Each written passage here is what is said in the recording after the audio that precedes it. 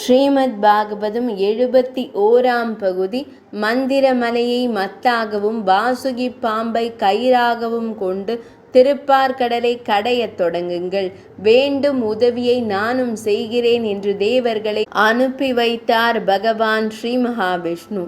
தேவர்கள் விஷ்ணு கூறியபடியே அசுரர்களுடன் சமாதானம் செய்து கொண்டார்கள்.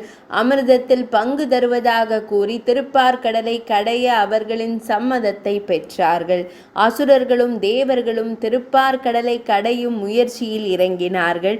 அவர்கள் மந்திரமலையை திருப்பார்கடலுக்கு தூக்கிச் செல்லும் போது கனம் தாங்காமல் கீழே போட்டுவிட்டார்கள். பின் நாராயணர் தன் கருட வாகனத்தின் மீது வந்து மந்திர மலையை சர்வ சாதாரணமாக எடுத்து சென்று கடலில் போட்டார். திருப்பார்கடலில் மந்திரமலை மத்தாகியது. வாசுகி நாகம் கயிறாகியது.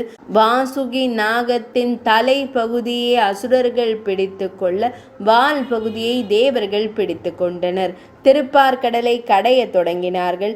ஆனால் மந்திரமலை கனம் தாங்காமல் கடலுக்குள் மூழ்கத் தொடங்கியது. தேவர்களும் அசுரர்களும் இதை கண்டு மனம் பதைத்தார்கள். மனம் சோர்ந்து போனார்கள். உடனே பகவான் ஸ்ரீ மகாவிஷ்ணு மந்திரமலையை தாங்குவதற்காக ஆமையாக கூர்மாவதாரமாக வடிவெடுத்தார்.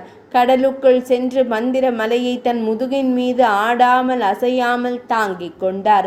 மலை மறுபடியும் மேலெழுந்தது. தேவர்களும் அசுரர்களும் உற்சாகம் கொண்டவர்களாக மீண்டும் திருப்பார்கடலை கடைந்தார்கள். இப்போது இன்னொரு அபாயம் ஏற்பட்டது. கயிறாக இருந்த வாசுகி பாம்பு தேவர்களும் அசுரர்களும் வலிமையுடன் தன்னை இழுப்பதால் வேதனை அடைந்தது. வலி தாங்காமல் ஆலஹாலம் எனும் விஷத்தை கக்கியது. அந்த விஷத்தின் வீரியம் தாங்காமல் எல்லோரும் பயந்து ஓடினார்கள். சிவபெருமானிடம் சென்று உதவி கேட்டார்கள். பகவான் மகாதேவர் பரமேஸ்வரர் கருணையுடன் தேவர்களை காப்பதற்காக அந்த ஆலகால விஷத்தை அள்ளி பருகினார்.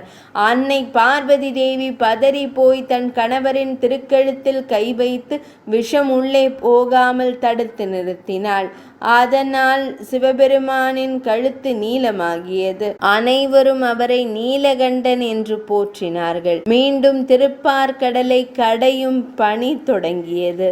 விடாமுயற்சி பலனை தந்தது. திருப்பார்கடலிலிருந்து ஒவ்வொன்றாக வெளிப்படத் தொடங்கின. முதலில் காமதேனு வெளிப்பட்டால் யாகங்களுக்கு தேவையான பால், தயிர், நெய் ஆகியவற்றை தரும் அந்த தேவ பசுவை ரிஷி முனிவர்கள் தங்களுக்கு சொந்தமாக்கி கொண்டனர். அடுத்து உயர்ந்த ஜாதி குதிரையான உச்சைஸ்ரவஸ் தோன்றியது. அதை அசுரர்களின் தலைவனான மகாபலி பெற்று கொண்டான். பின் வெளிப்பட்ட பாரிஜாத மரத்தையும் அப்சர கன்னிகைகளையும் தேவர்கள் சொந்தமாக்கி கொண்டனர். 71ஆம் பகுதி இனிதே நிறைவடைந்தது.